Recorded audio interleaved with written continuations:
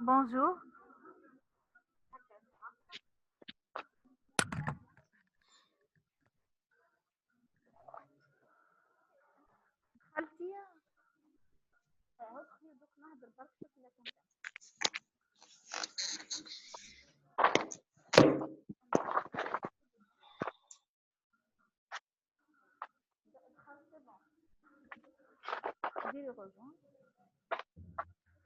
تسمعي فيا هبة؟ تسمعيها؟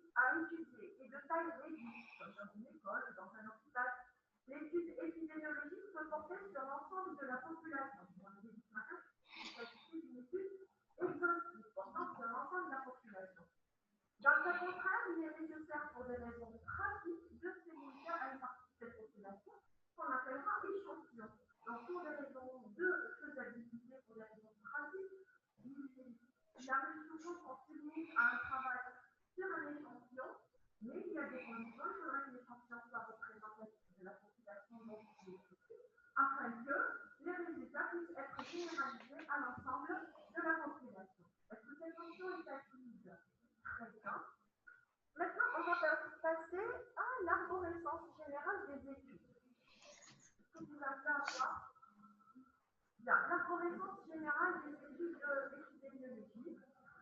Alors, pourquoi je vais revenir à chaque fois sur cette arborescence, sur cette architecture, c'est pour que vous puissiez vous positionner. À chaque fois, vous savez où vous êtes et vous pouvez déterminer la nature de l'étude qui est face à vous. On va commencer par les deux premières boxes, si vous voulez, les études qui se font par observation et les études expérimentales. Donc, nous avons deux grands volets.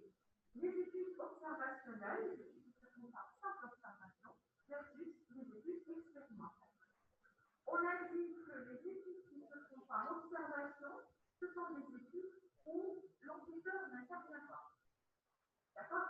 Il observe seulement et il rapporte les résultats. D'accord?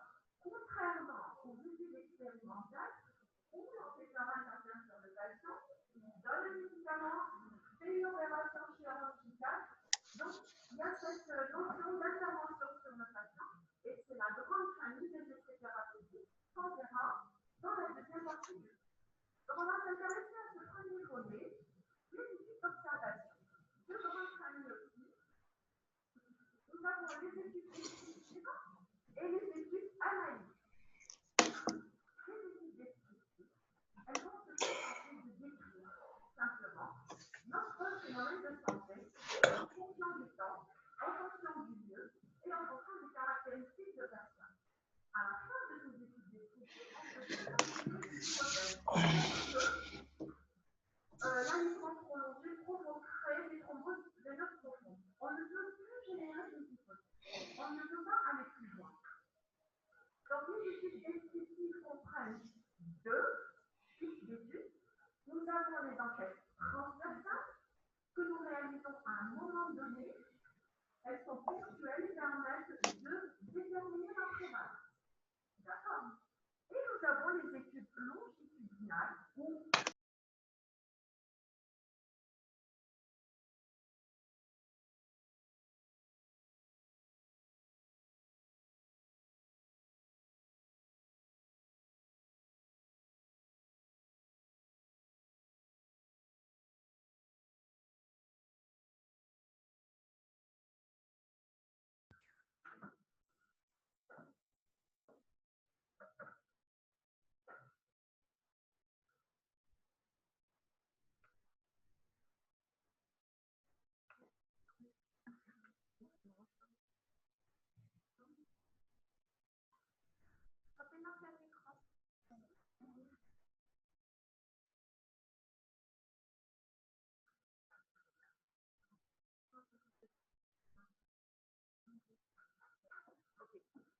alors, on en a fini donc avec les enquêtes descriptives. Après, dans un deuxième temps, on abordera les enquêtes analytiques.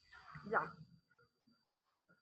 On va parler des enquêtes descriptives, justement. Le but de ces enquêtes étant d'obtenir des informations précises sur l'état de santé de la population en matière de morbidité, de mortalité. Donc, de monter des indicateurs fiables pour bien décrire le problème face auquel nous sommes. On va parler des enquêtes transversales. Le mot transversal, ça veut dire ponctuel à un moment donné. Donc, ces enquêtes, les sujets qui composent l'échantillon font l'objet d'une investigation de courte durée. D'accord? Si je veux connaître la prévalence de l'asthme dans cette classe, je vais vous passer un questionnaire et vous demander si oui ou non vous êtes asthmatique. Et puis, ça s'arrêtera là. D'accord? Ce sont des enquêtes ponctuelles. Donc, ce sont des enquêtes de courte durée destinées à appréhender des phénomènes présents au moment de l'enquête. Ce type d'enquête permet de déterminer la prévalence d'une affection donnée, d'où le nom d'enquête de prévalence. Donc, on dit soit que ce sont des enquêtes transversales, soit que ce sont des enquêtes de prévalence. Donc, elles nous permettent de monter cet indicateur, c'est-à-dire de voir si la maladie est là, indépendamment de son caractère ancien ou nouveau. On est d'accord là-dessus? Donc, ce sont les enquêtes transversales. Maintenant, nous avons les enquêtes longitudinales. Dans tout ce qui est longitudinal, il y a cette notion de suivi. D'accord? Donc, ce sont des enquêtes qui ont pour but de suivre l'évolution d'une maladie ou d'une caractéristique physiologique, comme le poids, la taille, la pression artérielle, chez un même sujet. D'accord? Ça veut dire qu'on est là et qu'on est en mesure de suivre dans le temps. L'enregistrement, c'est possible de se faire de façon continue, mais pour des phénomènes d'évolution lente. Elles vont permettre de calculer l'incidence. Donc, on est en mesure d'enregistrer les nouveaux cas à chaque fois, puisqu'on est en train de suivre nos patients. Et ça nous permet d'enregistrer l'incidence. L'incidence de la maladie dans la population. Vous avez compris la différence entre les enquêtes transversales qui sont ponctuelles à un moment donné, c'est comme une prise de photo, ça nous permet de calculer la prévalence, et les enquêtes longitudinales qui nécessitent un suivi des patients et qui permettent d'enregistrer l'incidence. Voilà. Donc, aussi bien les enquêtes transversales ou longitudinales font partie des études descriptives et elles nécessitent un groupe de personnes. Donc, il y a un groupe, on l'étudie, on le décortique et on décrit en fonction du temps, du lieu, des caractéristiques de personnes, le problème qui se pose, le ou les problèmes qui se passent. Maintenant, les enquêtes analytiques. Alors, les enquêtes analytiques vont étudier justement la relation entre un facteur et une maladie. Étudiant cette relation entre un facteur et une maladie, ça suppose que nous avons au moins deux groupes, donc un second groupe qui va nous servir de base de référence donc pour nos calculs. Et là, on a deux types d'études. Nous avons les études de cohorte qui nous permettent de calculer les fameux risques relatifs, risques attribuables et fractions étiologiques du risque. Et nous avons les études cas témoins qui permettent de calculer l'observation. Maintenant, la différence entre ces deux types d'études, c'est justement leur point de départ. En silence au fond, s'il vous plaît. Le point de départ, l'enquête de cohorte. Donc, c'est une enquête où nous avons deux groupes. Le point de départ, c'est l'exposition. Donc, on a deux groupes. Un premier groupe exposé aux facteurs étudiés, le second groupe non exposé aux facteurs étudiés. Nous prenons ces deux groupes et nous les suivons dans le temps. Donc, on est en mesure d'enregistrer l'incidence de la maladie dans chacun des deux groupes. À la fin, notre critère de jugement, c'est la maladie, dans quelle fréquence elle va être dans un groupe par rapport à un autre. Donc, les enquêtes de cohorte, étant donné qu'elles permettent de calculer l'incidence, elles permettront par voie de conséquence de calculer le risque relatif, le risque attribuable et la fraction étiologique du risque. D'accord? Donc, si on prend notre fameux fil conducteur tabagisme, cancer du poumon, notre point de départ dans l'enquête de cohorte serait les fumeurs et les non-fumeurs, que l'on va suivre dans le temps, sur plusieurs années. Et on va noter l'apparition des cancers pulmonaires dans chacun des deux groupes. D'accord? C'est une enquête qui a des avantages et qui a aussi des inconvénients. Le principal avantage, c'est qu'elle permet de calculer l'incidence. D'accord? Le principal avantage aussi, c'est qu'elle permet de mettre en évidence cette fameuse séquence temporelle dont je vous parlais ce matin. Tabagisme d'abord, cancer ensuite. D'accord? On est là en train de voir cette séquence temporelle entre l'exposition et la maladie, ce que ne peuvent pas faire les autres enquêtes. D'accord? Donc là, ce sont deux gros avantages de l'enquête de cohorte. C'est sa capacité à mesurer le risque et sa capacité à mettre en évidence cette fameuse séquence temporelle. Un de ces inconvénients, c'est ces fameuses longues périodes de suivi durant lesquelles les sujets peuvent abandonner, peuvent être perdus de vue. Et c'est des enquêtes qui valent cher relativement parce que les enquêteurs, il faut les payer pendant toute cette durée. Ça reste des enquêtes quand même qui sont de bonne qualité puisque justement elles permettent de calculer le risque d'une manière correcte. On est d'accord pour l'enquête de cohorte? Ses avantages, ses inconvénients. Maintenant, l'enquête cas témoin. Le point de départ est différent. Le point de départ dans les cas et les témoins, comme son nom l'indique, c'est les malades et les non-malades. On va prendre un groupe de malades et un groupe de non-malades, des cancéreux, des non-cancéreux, et on va leur poser toutes les questions du monde sur leurs expositions antérieures. Vous avez fumé, vous êtes parti, etc., etc. On ne peut pas calculer l'incidence, d'accord? Donc, on ne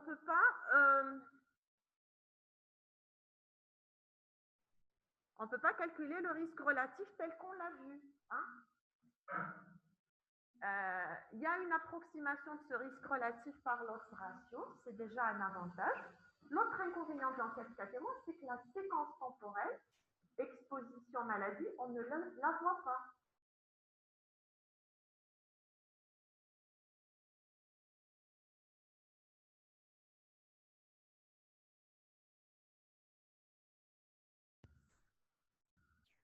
Donc, ils vont rentrer à un moment donné sous observation à long terme. D'accord? On va décider au temps T0 de les inclure et de les suivre dans le temps. On est d'accord sur le principe de l'enquête de cohorte, hein?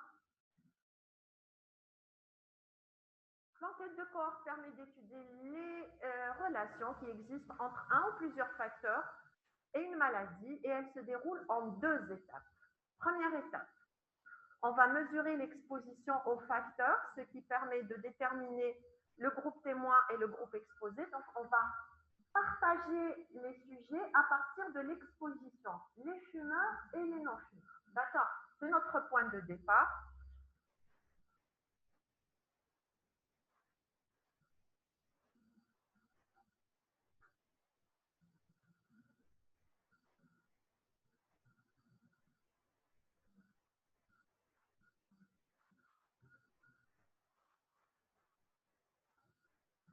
La deuxième étape, c'est de surveiller nos sujets et on va enregistrer ceux qui vont développer la maladie.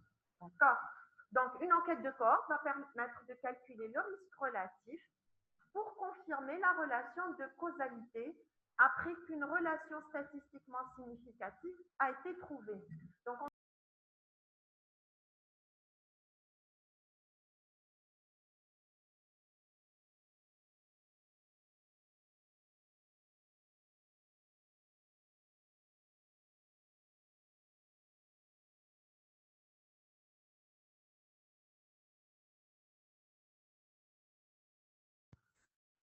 facteur de risque, c'est cette maladie. Oui.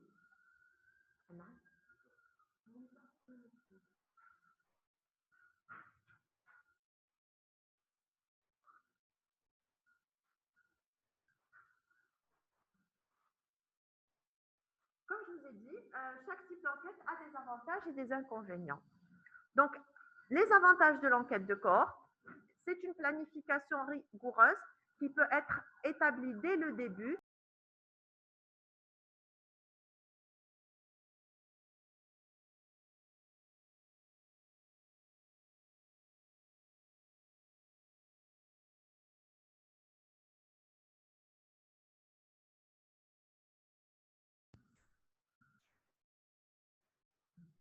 Donc,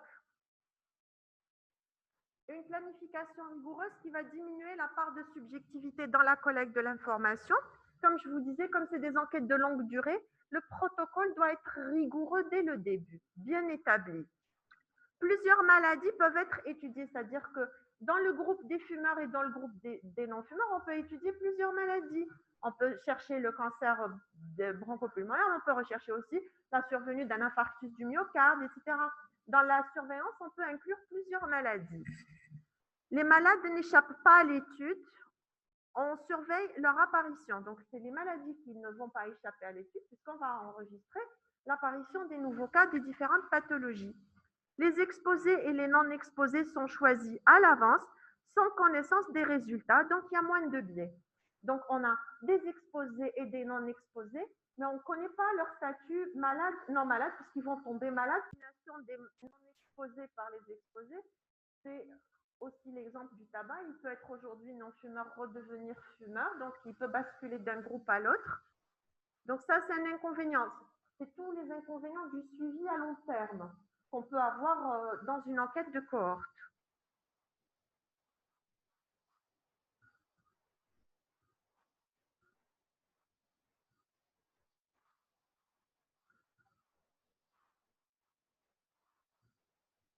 Voilà, il est difficile de maintenir l'uniformité de la surveillance. Hein. Les enquêteurs peuvent changer et ils ne surveilleront pas de la même façon. Donc là, ça peut affecter aussi l'étude. Et des séries suffisamment importantes peuvent être possibles à constituer en cas de maladie rare. Ça, c'est important. L'enquête de cohorte n'est pas adaptée pour une maladie rare. C'est-à-dire que si on veut étudier une maladie rare, on est obligé d'avoir à la base beaucoup de patients pour qu'à la fin, on puisse peut-être collecter une ou deux maladies rares ou peut-être ne pas en voir du tout. D'accord? On peut rechercher sur plusieurs années et peut-être qu'il ne surviendra pas cette pathologie. C'est pour ça que c'est plus intéressant d'avoir l'enquête cas témoin pour les maladies rares. Est-ce que vous avez compris les inconvénients de l'enquête de cohorte? C'est des inconvénients logiques en fait, hein, des avantages et des inconvénients logiques qui sont inhérents au suivi à long terme. Voilà, maintenant on passe aux enquêtes cas témoins. Je vous ai dit que le point de départ des enquêtes cas témoins, ce sont les cas, les sujets malades, et les témoins, les sujets non malades.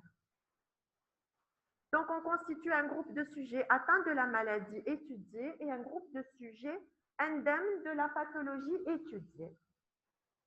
On enregistre pour tous les sujets l'exposition dans le passé aux facteurs de risque étudiés. Donc on prend des cancéreux, des non-cancéreux et on leur pose des questions sur les différents facteurs de risque éventuels. Les enquêtes cas témoins permettent de calculer l'odds ratio après qu'une relation statistiquement significative ait été trouvée. D'accord? On l'a vu ce matin, donc on peut calculer l'odds ratio. Voilà, si on reprend rapidement les deux exemples de ce matin, VIH et tuberculose. Le premier type d'enquête VIH-tuberculose, c'est quel type d'enquête? Pourquoi? Il faut à chaque fois reprendre l'architecture de l'étude. D'accord? On vous dit, je vais dérouler les avantages et les inconvénients et revenir aux exemples de tout à l'heure. Donc, les avantages des enquêtes de cohorte, elles ont un coût modéré, ça coûte de cas témoins, pardon. Elles ne coûtent pas très cher. Elles peuvent être répétées dans la mesure où elles sont relativement faciles à réaliser. Elles sont de durée courte parce que vous prenez des malades, vous leur associez des non-malades, vous étudiez les facteurs de risque et c'est terminé. Elles permettent d'analyser plusieurs facteurs de risque, c'est-à-dire un cancéreux, vous lui dites est-ce que vous avez fumé, est-ce que vous prenez de l'alcool, etc. Donc plusieurs facteurs de risque peuvent être étudiés et elles sont vraiment adaptées pour les maladies rares. Donc s'il y a quelque chose à retenir chez les cas témoins, c'est qu'elles sont adaptées pour les maladies rares. Les inconvénients, c'est difficile de trouver des témoins acceptables. C'est pas toujours évident d'associer des témoins au cas.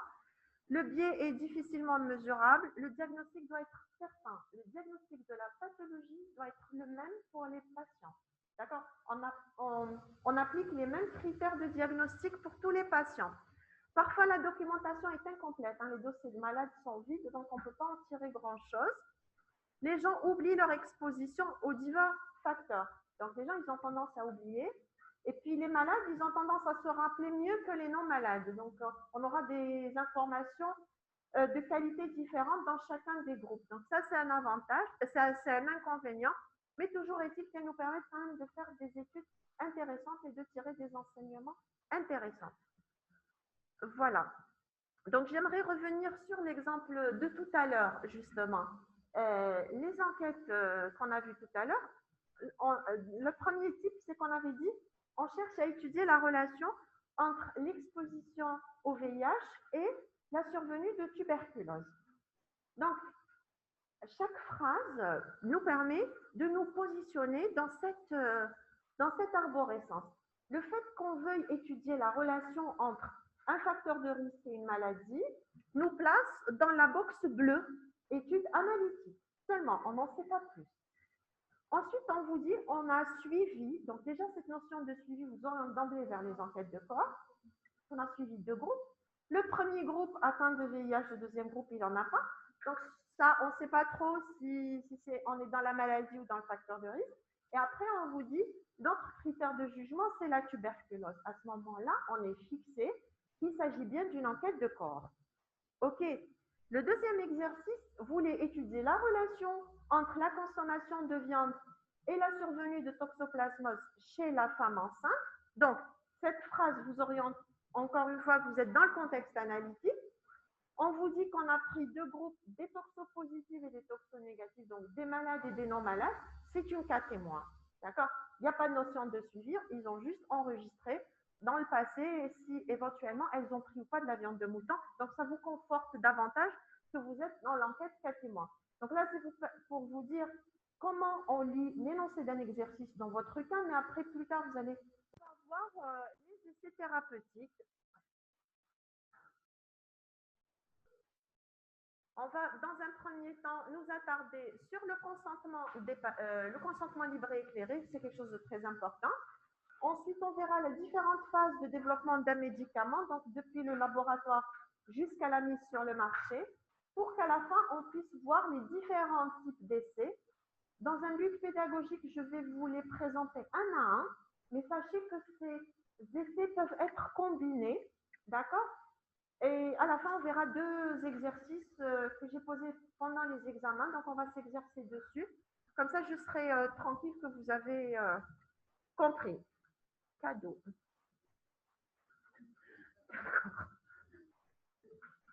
Très bien. Ok. Allez.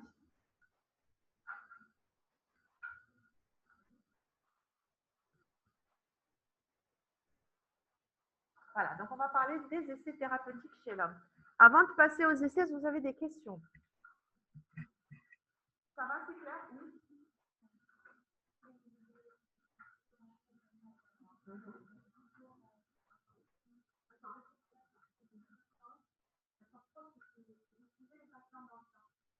votre camarade pose une question intéressante. Est-ce que les enquêtes exactement sont rétrospectives? Oui. On a des malades et des non-malades, mais on revient dans le passé. D'accord? Donc, c'est du rétrospectif. Par contre, les corps qui font des études prospectives, c'est-à-dire que le recueil d'informations va se faire au fur et à mesure dans le temps. Oui. Alors, donc on va continuer le cours des essais thérapeutiques. Est-ce que le Zoom est en train de suivre? Est-ce que vous avez un retour? Je connais la demoiselle qui a mis le Zoom tout à l'heure. Vous avez un retour? Ils arrivent à suivre? Essayez de voir, s'il vous plaît, oui. Donc,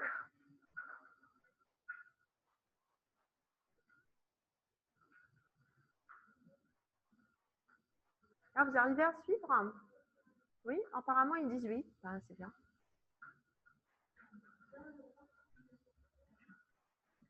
Alors, certains traitements ont eu des effets bénéfiques tellement nets qu'ils se sont imposés d'emblée aux cliniciens, comme la quinine contre le paludisme ou la pénicilline contre la gonococcie. Donc, dans l'histoire de la médecine, il y a eu des médicaments qui étaient tellement efficaces qu'on n'a pas eu besoin de faire des essais thérapeutiques. Ils les ont donnés d'emblée et ils ont montré leur efficacité.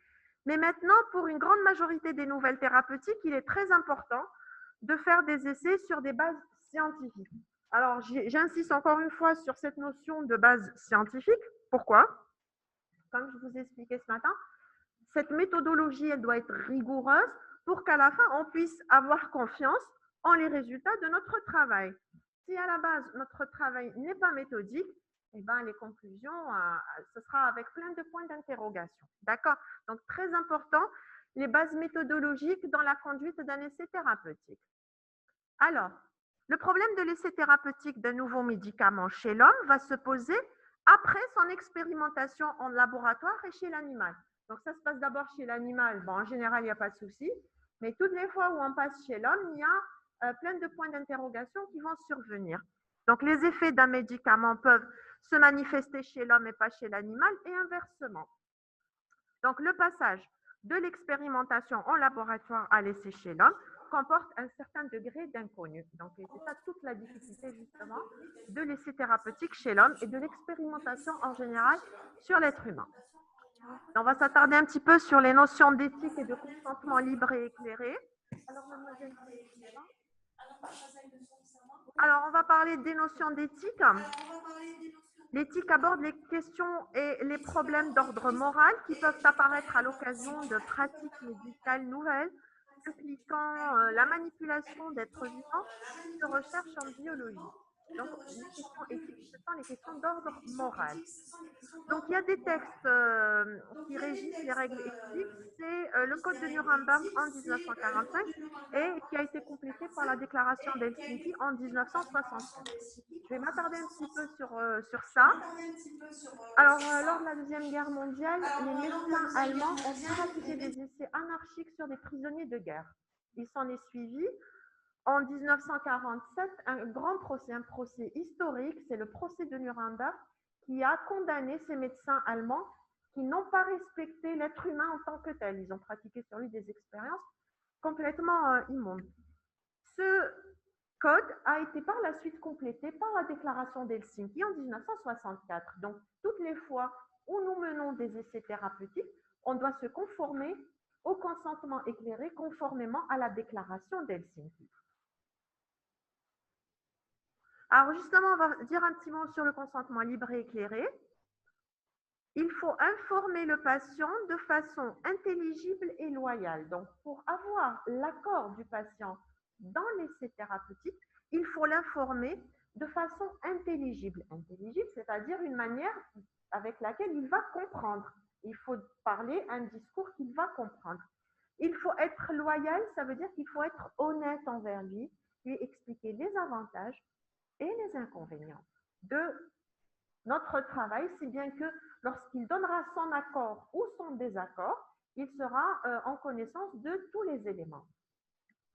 On ne peut inclure dans l'essai que des sujets qui ont donné par écrit leur consentement libre et éclairé, c'est-à-dire qu'il est préférable d'avoir un formulaire de consentement libre et éclairé.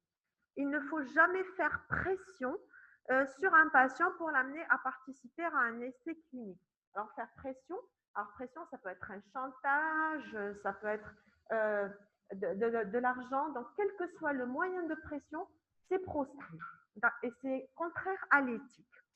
Il faut informer le patient sur l'essai, sur sa méthodologie sous la forme d'un document écrit. Donc, vraiment tout lui expliquer de telle sorte à ce qu'il donne son accord en connaissance de cause. Voici les phases de développement d'un médicament. Donc, depuis le laboratoire, depuis l'expérimentation animale, jusqu'à la mise sur le marché. Donc, la phase 1, c'est l'étude de la première administration chez l'homme. Donc, c'est le passage depuis l'expérimentation animale jusqu'à l'homme. Donc, l'objectif est de déterminer la tolérance du produit. Est-ce que l'homme tolère le produit? Il s'agit d'étudier la tolérance en fonction de la dose et de déterminer la posologie entraînant les premiers effets indésirables. Donc, on détermine la dose maximale tolérée. Cette phase inclut des volontaires sains. Donc, dans la phase 1, ce sont des volontaires sains qui vont se présenter et on va voir s'ils tolèrent ou pas le produit. Alors, il arrive que dans cette partie, je pose des questions. Qu'est-ce que la phase 3? Quels sont ses objectifs, etc. Donc, c'est des questions purement théoriques au sujet des phases de développement d'un médicament. La phase 2, c'est la phase de l'efficacité pharmacologique. Donc, l'objectif de cette phase 2, c'est de déterminer si à la dose choisie, le médicament est efficace sur le plan pharmacologique. Donc, ça y est, on a vu avec la phase 1, le produit est toléré. On va voir maintenant quelles sont les conditions usuelles de prescription, posologie, rythme et la durée de prise. Donc, la phase 2, c'est sur un nombre restreint de sujets malades. Donc, on va avoir un nombre limité de personnes malades et on va voir quelles sont les meilleures conditions de prescription. La phase 3, c'est l'essai thérapeutique proprement dit, c'est l'étude de l'efficacité thérapeutique. C'est l'essai qu'on va étudier justement sur le plan méthodologique. C'est celui qui va inclure plusieurs centaines, voire plusieurs milliers de patients. Et c'est à la fin de cette phase que le médicament obtiendra son autorisation de mise sur le marché. Donc, l'objectif est d'évaluer l'efficacité d'un nouveau médicament sur des malades, dans les indications ciblées par le produit. Et c'est la phase qui va inclure plusieurs centaines ou plusieurs milliers de patients. Et c'est à la fin de cette phase que est obtenue l'AMM, donc l'autorisation de mise sur le marché. Il reste la phase 4, c'est la phase de pharmacovigilance. Après la mise sur le marché, L'objectif de cette phase est de connaître le produit en termes de sécurité, d'efficacité et de tolérance dans les conditions usuelles de prescription. C'est-à-dire que le médicament est commercialisé, mais on continue quand même à surveiller les effets indésirables qui n'ont pas été notés lors des phases précédentes. Cette phase consiste à recenser les effets indésirables graves et c'est la phase de pharmacovigilance. Donc, c'est clair pour ces 4 phases. Donc, on va passer pour nous attarder justement sur les différents types d'essais thérapeutiques. Donc, comme je vous ai dit, je vais vous les présenter un à un, mais sachez qu'en pratique, on peut les combiner en fonction des moyens dont on dispose et des résultats qu'on veut obtenir. Premier type d'essai, c'est l'essai contrôlé. J'explique. Un essai contrôlé est un essai qui comprend 2 groupes. Un groupe chez lequel on va donner le nouveau parce que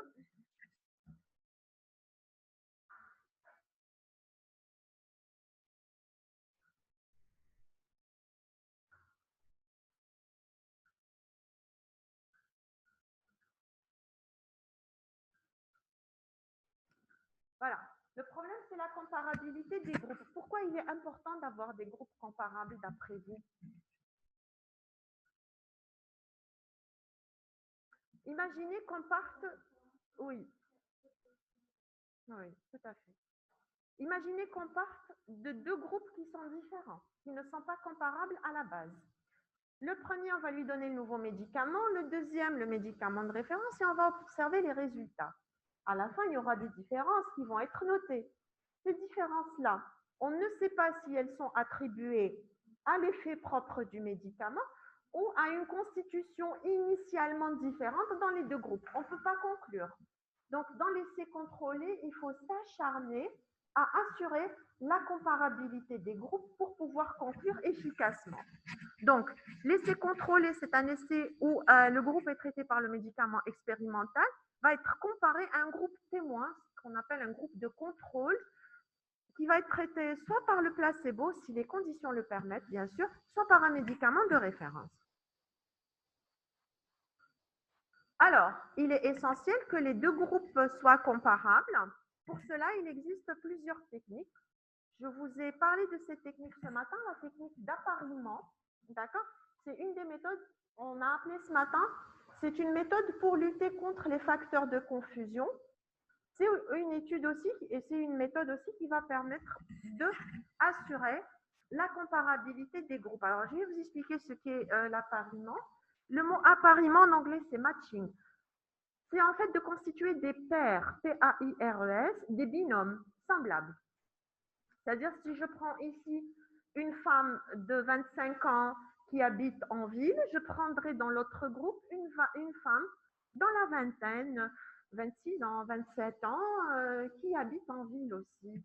Donc, on essaie généralement de faire des binômes sur des critères socio-économiques, âge, sexe, profession, et surtout le même niveau de gravité de la maladie.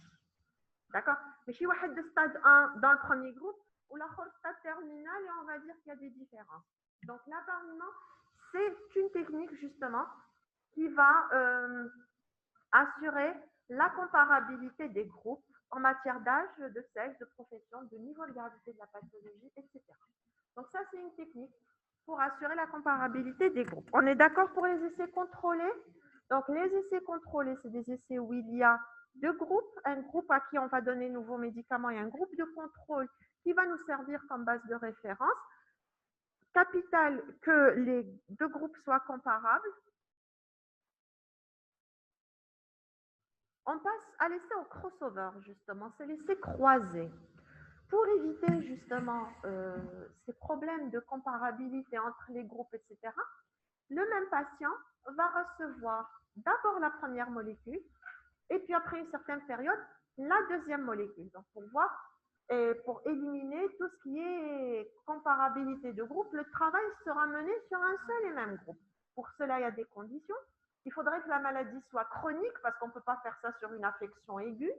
Et il faudrait laisser une période de wash-out, de sevrage thérapeutique, à condition que le malade soit stable. D'accord? On ne va pas laisser un malade sans traitement alors qu'il est instable. Donc, c'est ça les 2 conditions pour un essai en crossover. Donc, le sujet et son propre témoin. Le même sujet va recevoir successivement les différents traitements. Il est nécessaire d'avoir une période de sevrage médicamenteux, ce qu'on appelle le wash-out, pour permettre l'élimination de l'effet du premier traitement. Ce type d'essai est utilisé surtout dans les maladies chroniques et stables. On est bien d'accord, hein? Donc, nous avons vu les essais contrôlés où on avait 2 groupes de patients. Nous avons les essais en crossover où nous avons un seul groupe de patients. Et nous allons voir les essais randomisés. La randomisation, c'est l'attribution aux différents groupes qui va se faire par tirage au sort et qui va assurer la comparabilité des groupes. Je vais expliquer. Donc la randomisation, ça vient d'anglais, random, qui veut dire hasard. C'est des essais au cours desquels les patients sont tirés au sort et vont être soit dans le groupe nouveau médicament, soit dans le groupe témoin. Seul le tirage au sort peut assurer vraiment une comparabilité des groupes. Je m'explique. Alors, je vais vous renvoyer il y a quelques années, quand vous étiez au primaire. Vous vous rappelez? L'enseignante ne faisait pas des tirages au sort au moment de la composition Mahfoudat, etc. Pourquoi? C'est pour que tout le monde ait la même chance de tomber sur la... Parce que intuitivement, sans le vouloir, on aura tendance à donner quelque chose de facile pour les enfants qu'on aime bien et quelque chose d'un peu plus compliqué pour les enfants qu'on aime moins, bien que je ne comprenne pas qu'on puisse aimer et ne pas aimer les enfants, mais bon, ça ne dépend que de moi. Hein. D'accord? Et c'est ça, dans les essais thérapeutiques. Imaginez que vous ayez dans ce premier groupe un médicament où vous devez prendre 3 fois par jour. Dans l'autre groupe, un médicament où il y a une seule prise quotidienne. Qu'est-ce qu'on va faire intuitivement? Les malades assidus, on sait qu'ils sont bien, qu'ils vont assurer leur observance, on va les orienter vers les 3 prises quotidiennes. Et les autres un peu farfelus tête en l'air, on va leur faire une seule prise quotidienne. Et sans le vouloir, on aura créé un déséquilibre quelque part dans les groupes. D'accord? Donc, pour assurer un équilibre et une comparabilité, on va procéder au tirage au sort. Vous avez compris ce principe? C'est le principe de la randomisation. Et sachez que les essais thérapeutiques où il y a randomisation, ce sont des essais de bonne qualité. D'accord?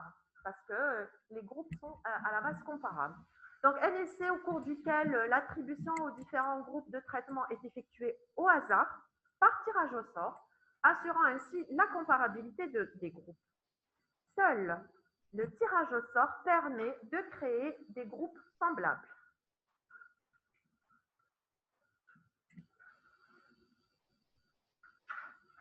Maintenant, on va passer aux essais en aveugle.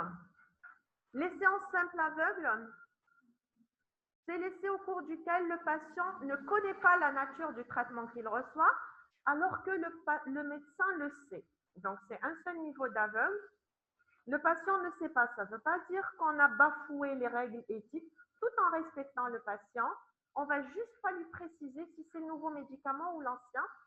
C'est intéressant de pratiquer ces techniques-là en aveugle lorsque le critère de jugement est subjectif, lorsqu'il dépend de l'appréciation du patient. Par exemple, est-ce que vous avez mal, la douleur? S'il n'a pas confiance en le médicament, il va vous dire j'ai très très mal, alors que c'est peut-être pas vrai. Donc, ces techniques en aveugle sont intéressantes lorsque les critères de jugement sont subjectifs. Donc, simple aveugle, c'est un seul niveau d'aveugle. Double aveugle, c'est le patient et le médecin, je précise, le médecin qui recueille les résultats ne connaît pas le traitement qui a été administré. Le médecin qui recueille les résultats, pas le médecin qui donne le médicament. Le médecin qui donne le médicament, c'est sûr qu'il connaît la nature du traitement qu'il administre. Mais celui qui va venir recueillir les informations, là encore, s'il n'a pas tout à fait confiance en la nouvelle molécule, il va peut-être fausser les résultats par inadvertance. Il va dire que c'est un écoulement de grande abondance alors que c'est quelque chose de moyen ou de faible abondance et ça va fausser les résultats. Donc, toutes les fois où on peut pratiquer des techniques en aveugle, c'est bien pour réduire la subjectivité des uns et des autres. Et plus on monte en aveugle, et mieux ça vaut. Donc, nous avons le simple, le double aveugle et nous avons l'essai ouvert où là, tout le monde connaît la nature du traitement administré. Il arrive des fois où on ne peut pas faire des techniques en aveugle. Donc ça, c'est les différents types d'essais thérapeutiques. On les a présentés un à un, mais sachez qu'ils peuvent être combinés. On peut avoir un essai contrôlé, randomisé, en double aveugle. Et là, en général, ce sont les essais de meilleure qualité. Si vous êtes face à un essai contrôlé, randomisé, en double aveugle, c'est top. Les résultats, ils sont impeccables.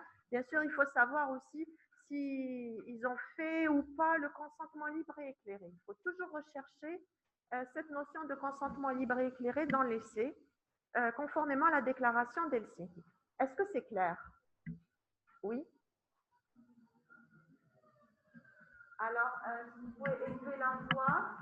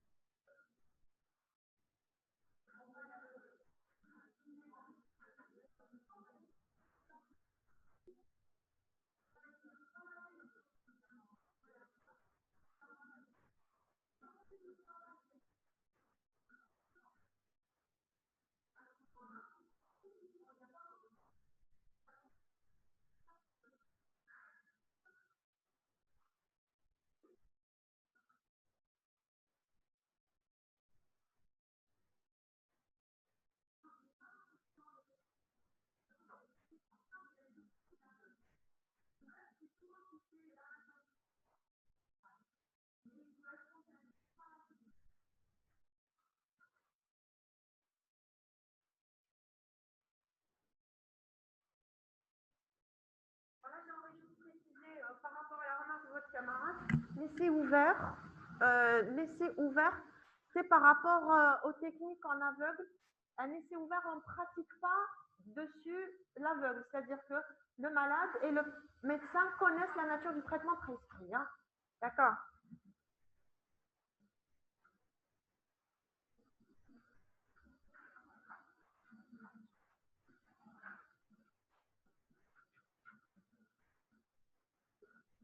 Bien. Si vous voulez bien, on fait 2 petits exercices sur les essais thérapeutiques, les exercices qui ont été donnés à l'examen. Ce sont des exercices où on demande à l'étudiant de décortiquer justement la structure de l'essai. D'accord? On énonce l'essai thérapeutique et c'est à l'étudiant de voir de quel type d'essai il s'agit. Donc, vous pouvez avoir des questions d'ordre théorique, citer telle phase ou qu'est-ce qu'un essai contrôle, etc. Comme vous pouvez avoir sous forme pratique, sous forme d'exercice. Alors, je vais voir le premier exercice. On va le faire ensemble. Une étude a été réalisée afin de déterminer l'efficacité de l'association ciprofloxacine plus tobramycine dans le traitement de la pyélonéphrite aiguë chez la femme. Donc, ce premier paragraphe renseigne que nous sommes dans un essai, pas plus. D'accord? On veut essayer l'efficacité de cette bithérapie dans le traitement de la PMA. OK? Pour cela, 2 groupes ont été constitués. 2 groupes, donc on est face à un essai contrôlé. Patientes du premier groupe, ils ont reçu, elles étaient 60 et elles ont reçu l'association ciprofloxacine plus tobramycine. Donc les 60 premières patientes ont reçu la bithérapie. Les patients du deuxième groupe, au nombre de 58, ont reçu l'association ciprofloxacine plus placebo. Voilà. Donc là, on sait juste qu'on est face à un essai contrôlé avec 2 groupes de patients. Alors, il y avait des étudiants à l'époque qui m'avaient dit qu'il y a une erreur parce que le nombre de patients n'est pas le même dans les 2 groupes. Sachez que lorsqu'on a des chiffres de la même grandeur, c'est d'accord. Donc, le fait qu'on ait 60 et 58, c'est à peu près le même ordre de grandeur. Sachez aussi qu'on peut aller jusqu'à 4 témoins pour un patient. Donc, on pourrait aller jusqu'à 240 patientes pour les 60 initiales. D'accord? Et jusque-là, il n'y a pas de problème dans l'équilibre des groupes. Alors, on a constitué 60 et 58 patientes. Il a été observé 56 patientes guéries dans le premier groupe et 52 patientes guéries dans le deuxième groupe. Une autre information, l'attribution des patients dans chacun des groupes s'est faite au hasard. Donc, c'est un essai contrôlé et randomisé. Donc, on a une information supplémentaire. Les patientes ainsi que leurs médecins ne connaissaient pas la nature du traitement prescrit. Donc, c'est un essai qui a été pratiqué en double aveugle. Au final, il s'agira d'un essai contrôlé, randomisé et en double aveugle. Bien, voici les questions. De quel type d'étude s'agit-il? Argumentez votre réponse. Donc, tout élément que vous donnerez, vous serez obligé d'argumenter. Si vous dites qu'il s'agit d'un essai, il va falloir argumenter.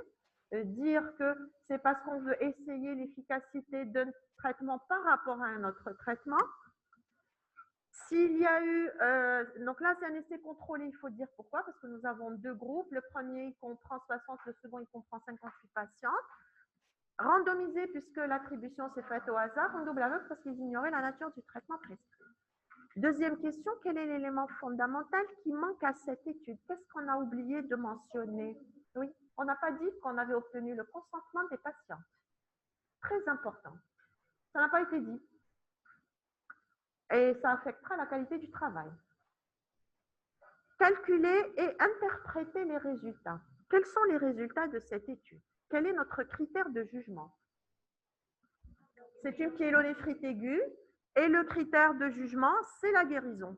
Donc, dans le premier groupe, 56 patientes guéries et dans le second groupe, 52 patientes guéries. Donc, comment on calcule les résultats? Donc, c'est la fréquence de guérison dans chacun des deux groupes. Rappelez-vous, on ne peut pas comparer des chiffres absolus, on est obligé de les monter par rapport au dénominateur. Donc, ça sera 56 sur 60 comparé à 52 sur 58. Les résultats sont à peu près les mêmes, mais une légère avance pour la bithérapie. D'accord? Ce type d'étude peut être réalisé sur un seul groupe de malades. Argumentez votre réponse. Est-ce qu'on peut faire un essai en crossover dans cette situation? Pourquoi? Et pourtant, dans cette rotation, à cet examen, beaucoup d'étudiants m'ont dit oui. Non, on ne peut pas le faire. Il s'agit d'une infection aiguë. D'accord? Et l'essai en crossover nécessite une maladie chronique et stable. Ce n'est pas le cas ici, donc ça ne va pas être possible. D'accord? Est-ce que vous voyez un petit peu le genre de questions qu'on pourrait avoir face à un essai thérapeutique? D'accord? Comme je vous disais, vous pouvez avoir des questions théoriques, comme vous pouvez avoir un exercice qui regroupe l'ensemble des notions qui ont été déroulées dans le cours. Un autre exercice. Une étude a été menée pour but d'étudier l'intérêt de l'association d'un anti-inflammatoire au traitement antibiotique local administré dans le cas d'une otite à raison de 2 instillations par jour pendant 3 semaines. Pour cela, donc le premier paragraphe, on est dans le contexte de l'essai. Pour cela, 2 groupes ont été constitués, contrôlés. L'attribution à chacun des groupes s'est faite au hasard, randomisée. Le premier groupe, donc, il a reçu l'association antibiotique anti-inflammatoire. Le second groupe, l'association antibiotique placebo. Voilà. Les critères de jugement de cette étude étaient l'abondance de l'écoulement, sa nature et l'intensité de l'érythème et l'aspect granulomateux du tympan.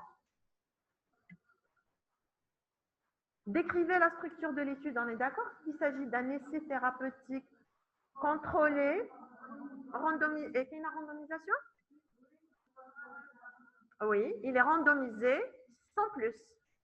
Voilà, c'est un essai contrôlé randomisé. Deuxième question, est-il intéressant de mener cette étude en double aveugle? Argumentez votre réponse. Est-ce qu'il est intéressant de travailler en double aveugle dans ce contexte? Qui dit oui, qui dit non, mais il faut argumenter.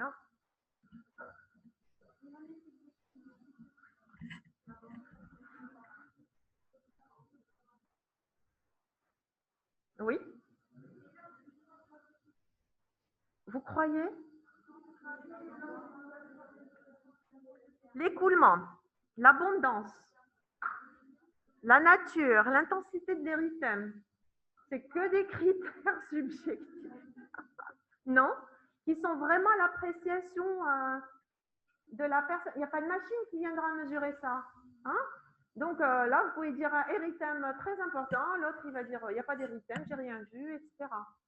Donc là, c'est intéressant vraiment d'avoir des techniques en double aveugle parce que c'est vraiment subjectif. Vous êtes convaincu, mademoiselle? Non? Non, on n'est pas convaincu? D'accord, c'est parfait. Voilà, donc c'est pour dire que là, ce serait intéressant quand même d'avoir une technique en double aveugle pour que tout le monde soit tranquille, un recueil d'informations avec un maximum d'objectivité. Voilà. Est-ce que vous avez des questions? Est-ce que c'est clair? On peut avoir un essai à l'examen de ce genre? Oui, c'est un grand oui. Très bien, c'est parfait. Voilà, j'ai terminé de tout ce que j'avais à vous dire pour la journée. On a tout abordé, hein. L'épidémio-descriptive, l'épidémio-analytique, les enquêtes, les essais thérapeutiques et les critères de jugement. D'accord? Les critères de causalité, pardon. Donc, le cours de demain avec le professeur Hardy. Juste pour dire, pour le cours de demain, il y a les critères de Hill pour la causalité et vous devrez faire la différence entre un biais et un facteur de confusion. Le biais, c'est une erreur systématique qui revient à chaque fois. Le facteur de confusion, c'est un troisième facteur qui vient contaminer la relation. Il est en rapport avec le facteur de risque, il est en rapport avec la maladie. Il faut juste en tenir compte pour ne pas se tromper, tout simplement. C'est tous les éléments que vous devez connaître pour la première semaine. D'accord? On a fait le tour. Est-ce que vous avez des questions? Voilà, donc je lève la séance et puis à la prochaine. Voilà.